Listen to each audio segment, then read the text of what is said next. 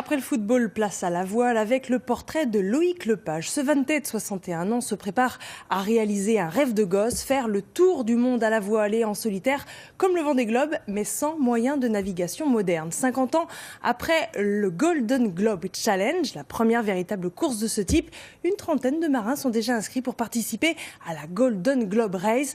Reportage sur un des 7 Français, justement, avec Isabelle Rettig et Bruno Van Wassenhoff. C'est dans ce chantier naval de Vannes que Loïc Lepage a déniché le bateau avec lequel il participera à la Golden Globe Race.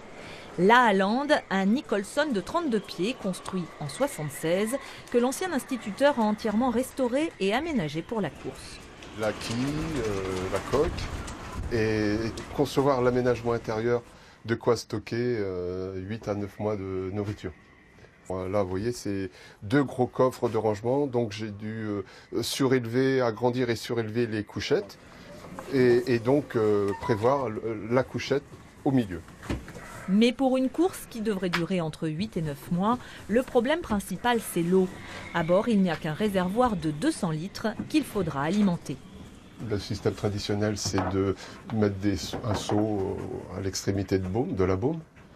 Et puis veiller, dès qu'il y a un grain, à orienter la baume et faire une poche avec la voile, de façon à ce qu'il y ait un écoulement, sans qu'il y ait d'eau de mer à pénétrer dedans. Autre particularité de la Golden Globe Race, chaque concurrent devra naviguer à l'ancienne avec pour seuls instruments un sextant et des cartes papier.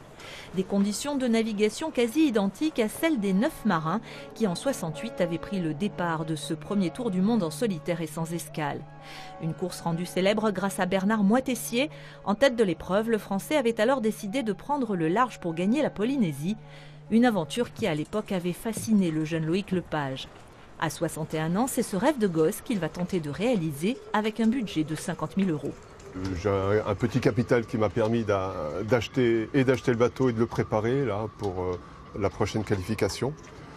Mais j'ai lancé quand même une petite campagne de crowdfunding pour solder l'inscription, l'achat d'un radeau de survie et d'une voile supplémentaire.